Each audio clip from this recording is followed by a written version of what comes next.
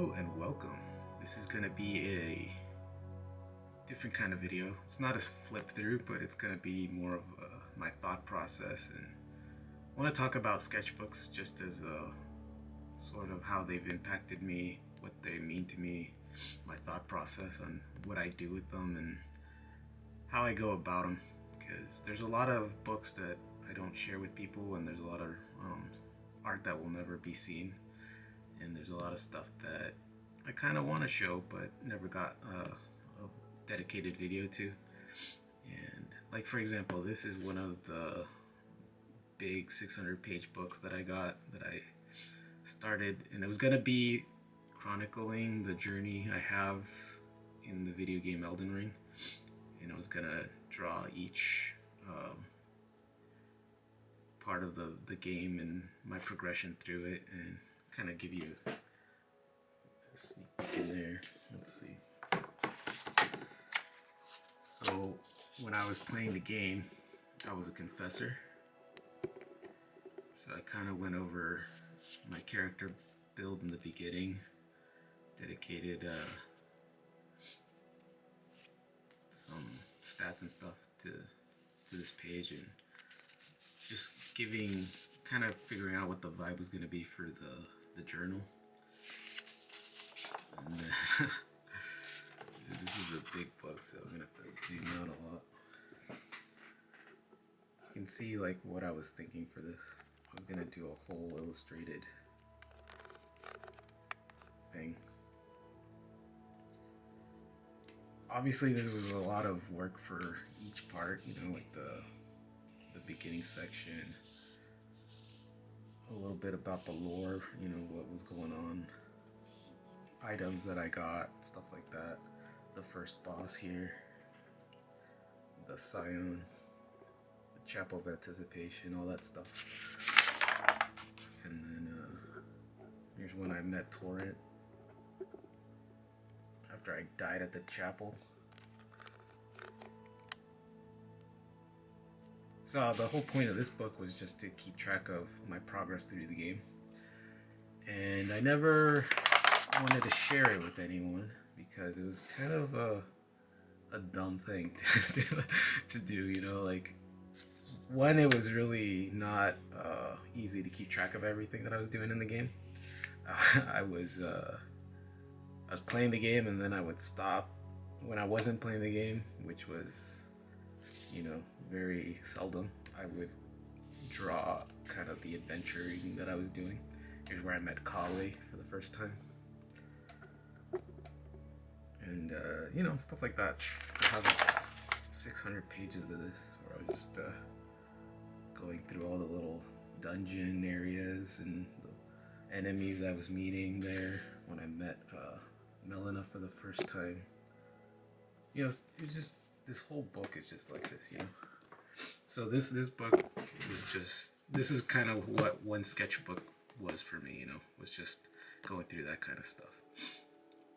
And I could do a whole video about my entire playthrough, but that would just be, I don't know if anyone would want to see that, you know, but whatever. That's just one example of what a sketchbook can be, you know. This monstrosity was something that I made, kind of like a beastiary for my world building. I stained all the pages myself and applied gesso to them so that you can paint almost with anything, but they also have this old aged feel to them. And I'm treating this like a book that was actually in the world, so you kind of have like the beginnings of the backbone of what will be an entire world in here. I have like this is my world map. So everything in here will dictate, you know, how the world is built. So I started out with, you know, big landmarks, continents, the climates. You got jungles, you got forests in certain areas, you got rivers flowing downward. And everything is kind of, this is like the preliminary of my world. So this sketchbook is all about keeping track of my ideation process, but at the same time from the point of view of someone in the actual world, like someone who's a naturalist or maybe an adventurer or wanderer in there, and they're kind of writing down what they see.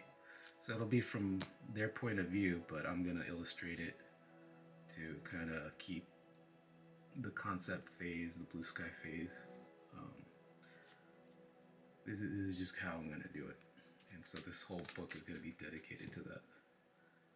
I just wanted to show you guys what I've been doing with this book, and I don't want to get too far into the weeds there because that's gonna be its own thing. I got some of these stickers from buying stuff on Etsy, I think. I was working in watercolor for a long time and never used the proper paper because I was either too cheap or something. I don't know. I liked working on really crappy paper. Something about having really nice paper makes me not want to draw on it, if that makes any sense. I know that some people will feel the same way, but for me, I still have issues with coming to terms with that. I'm like, you got this nice paper, use it. So in this sketchbook, I actually forced myself to draw on it, and I was playing around with the watercolors that I had. Some of them, are better quality than others. I have lots of different watercolors, and you can tell some drawings work out better than others. And just playing around with characters and stuff.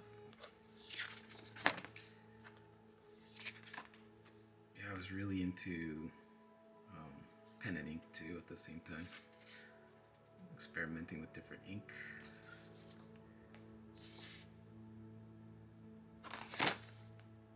Sometimes, like a sketchbook can be more about playing around with the materials, like the different medium. It's not necessarily about the drawings either. It's just about what can you do with the materials you have. Does it work on this paper? Does it not look right? Can you do certain types of effects and stuff? I think this is like studies from Ian McCaig or something. Oh yeah, I started filming some of these sketches a long time ago and I never uploaded them. Something about watching someone else draw, like I don't like watching myself draw. When I create videos of me drawing, like I don't enjoy them. I don't know why, but I need to figure out how to make them enjoyable, because if I don't enjoy them, I don't think anyone else will. So I made a bunch of them and I just never uploaded them because I didn't like them. The drawings are okay, I just I don't think anyone would want to see me drawing. It's boring. It's like it's super boring to me, at least. I can watch other people draw all day, but I can't watch myself draw. Maybe it's the way I draw that it's boring. I don't know.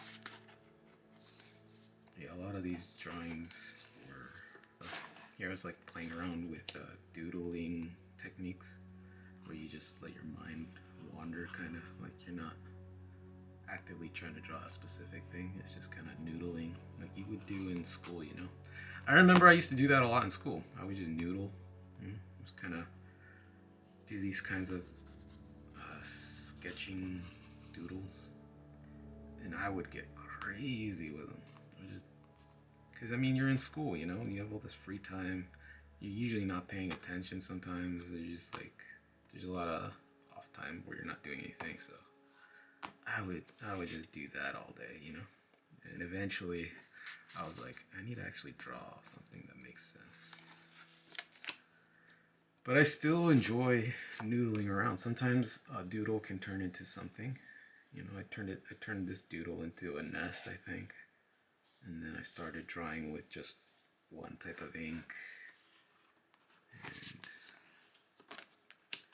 yeah, a sketchbook like this one, it's really easy to get worried about making things perfect, but then you get to a point where you're just like, yeah, I don't care about making things perfect. And this is kind of where you let loose, where I let loose, at least. I stopped caring about making perfect lines and everything had to make sense. Just kind of started to get more loose and doing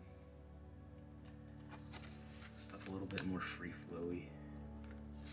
This got really weird. I don't know what that thing was supposed to be. Some sketchbooks like this one, I kind of treat them like more of a diary or a journal. I don't specifically have anything in mind for it, but I kind of just want to let my mind wander in here. I take a lot of notes in here. There's a lot of analysis and research on movies and weird stuff that I find interesting. Some weird people drawing. I remember for a long time I would just go outside and walk down different streets and stuff and just look at whatever, you know, like I would draw mailboxes for some reason. I'd be like, that's an interesting mailbox or whatever. And cars, I never draw cars. But when you're out and you have cars everywhere, you can kind of start to figure out how to draw them and stuff. So this is just like some life drawing type stuff that I would actually go out into the world and draw. And then some stuff I would draw from, like this truck was from life. A lot of stuff was just from... I remember I got into drawing, like that's Neil deGrasse Tyson. I would draw caricatures in here. And I got really nutty with some of them. Like, it's like Eminem, Jay-Z,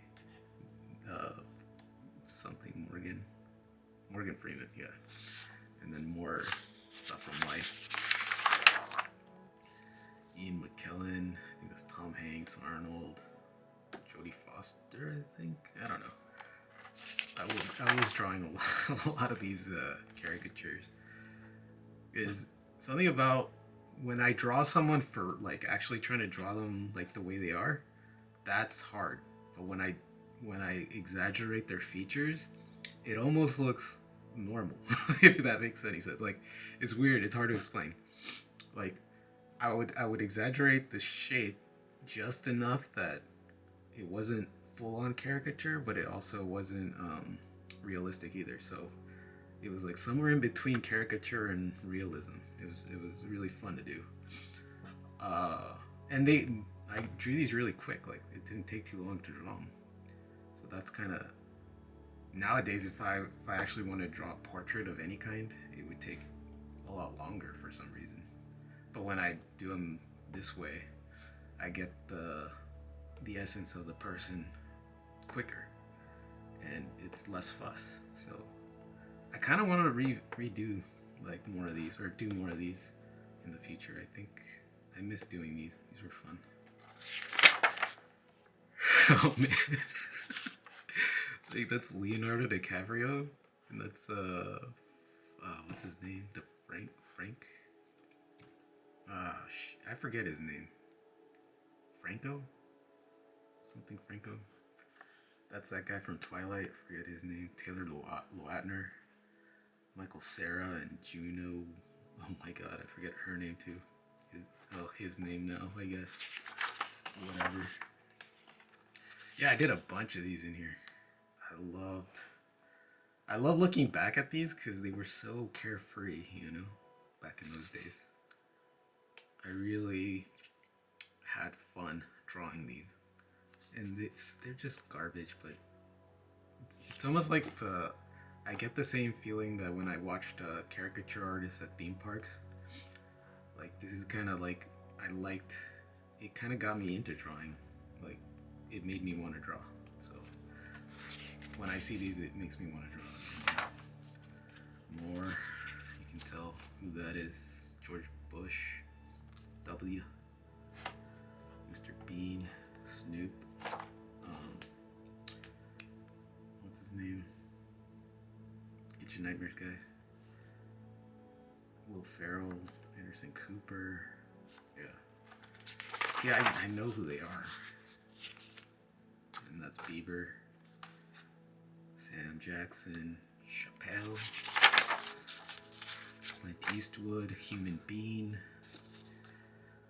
or what's his name, Ryan Gosling, Anthony Hopkins, Carl Sagan, more life drawing. Oh my god, Zoolander, another car grabbing on. I remember I was trying to come up with really clever pun type things, like enlightened, candle,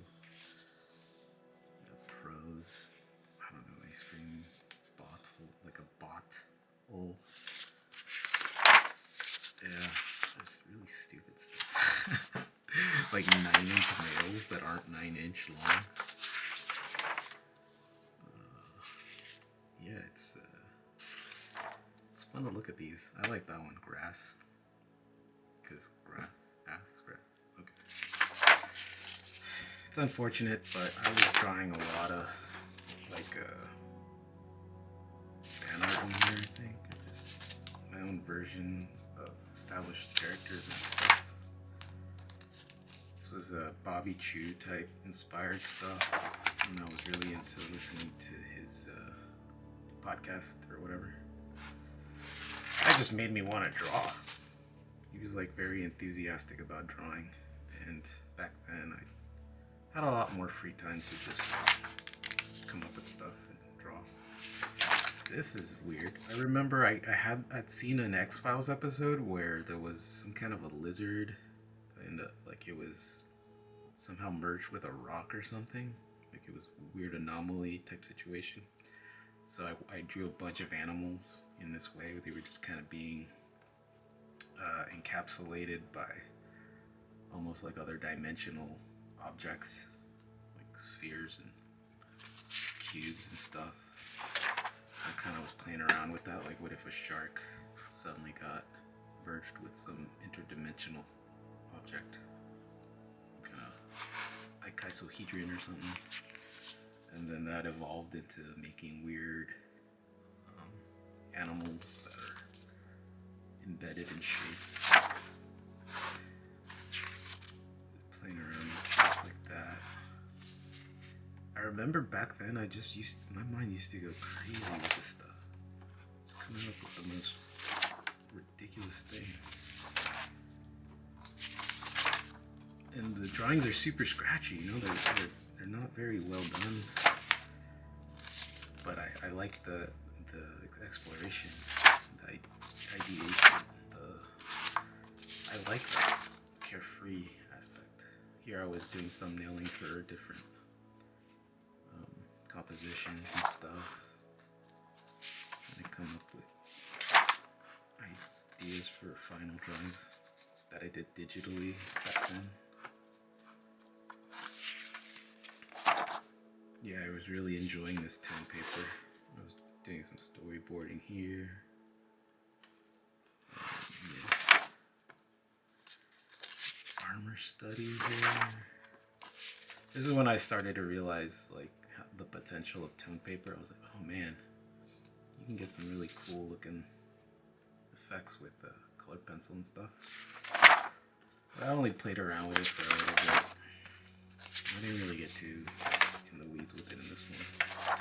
At the very end I do like a structural drawing on these to get a sense of their geometry better and to build up the visual library. But you know what? This actually did help. I remember a lot of these drawings were helpful later on because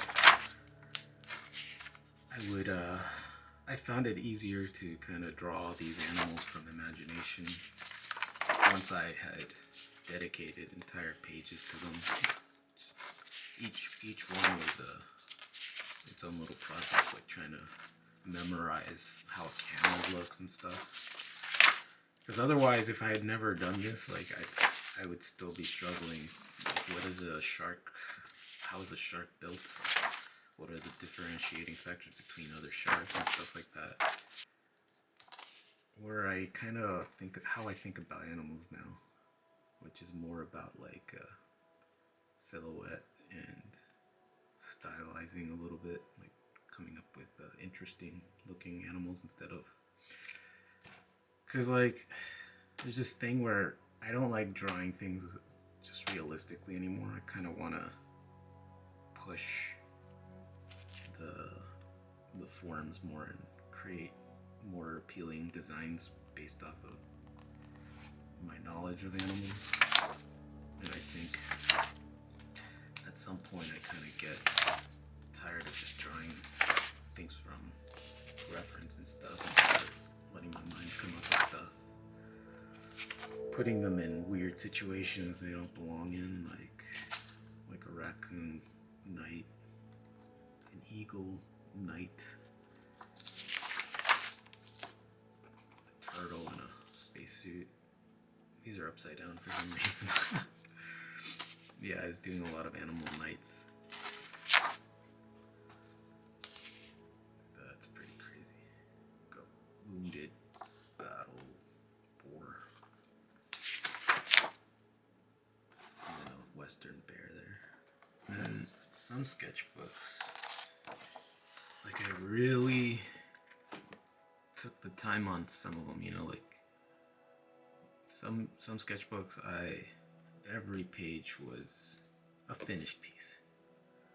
And you know, some people hate seeing stuff like that. They're like, that's not what sketchbooks are for. I'm like, who cares? Who's gonna stop you if you do this, you know? So I did it. I was like, I'm gonna dedicate this sketchbook to just finished illustration type things. And so I did like Ellie from The Last of Us here. Here's a render of Smaug's eye. You know, just ridiculous detail, and that's what I wanted to dedicate this book to. You know, I filled it up like that, just finished illustrations. And so a sketchbook doesn't have to be sketches, it can be anything. You can have books dedicated to just that, so don't feel like you have to use it a certain way, you know? This was a fun book, but unfortunately this one has a lot of personal illustrations in it that I don't want to kind of share with everyone, but that's kind of, you know, maybe one day, but not today. A lot of these books, you know, they can be personal too. They can have things that you don't show to the world, and that's fine too. Another thing I like to do is I like to personalize some of the sketchbooks, you know? Like I'll paint a whole scene or something unique on the covers to say like, hey, this is my book. And also to practice painting, you know? Here's like a Frazetta, the Death Dealer, you know? And not only that, I did another one on the other side. Because I was obsessed with Frazetta at the time, you know? And this sketchbook was when I was in high school. I remember I used it to get into like art school, like as a sort of portfolio entry thing. They flipped through that book and they're like, yeah, you're in. And you know, there's a lot of high school type drawings in here, so I don't know. I don't want to get into that one, but yeah, like here's one I did recently. And you know, I took an existing image that I liked and I kind of modified it a little, and I just liked that I wanted to put that on the cover. It was a good exercise in painting, and it's now I remember this specific sketchbook and what it was all about. Like this one was all about using colored pencils and, you know, a lot of Copic type drawings and some gold leaf in there. And this is just an amalgamation of all the sketchbooks I've done before, you know. Everything in here is kind of just a result of what came in the past. And so that's another thing I like to do with sketchbooks, is I like to customize the covers, because it also gives it this sort of unique feel to them, you know. It makes you cherish it just a little bit more, and makes you want to care about it, you know. If it doesn't have anything on the cover, it's kind of like it lacks personalization a little bit, and you feel a little bit more distant to it and less likely to want to work on it. But for me, putting something on the cover, always a plus.